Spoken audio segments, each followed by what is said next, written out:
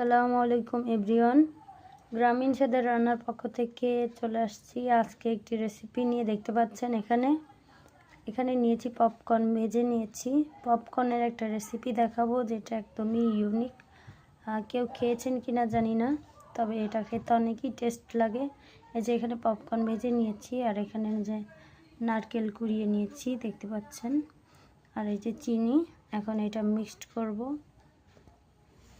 তো এখানে প্রথমে নারকেল দিয়ে নিচ্ছি, উপর থেকে এভাবে ছিটিয়ে নিয়ে নিচ্ছি।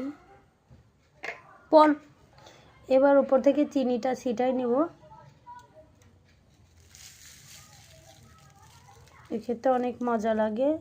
আপনারা যারা যারা ভিডিওটা দেখবেন তারা অবশ্যই বাসায় রেসিপিটি ট্রাই করবেন। এটা একদমই একটা নতুন, আমরা খাই, বেশ ভালোই লাগে।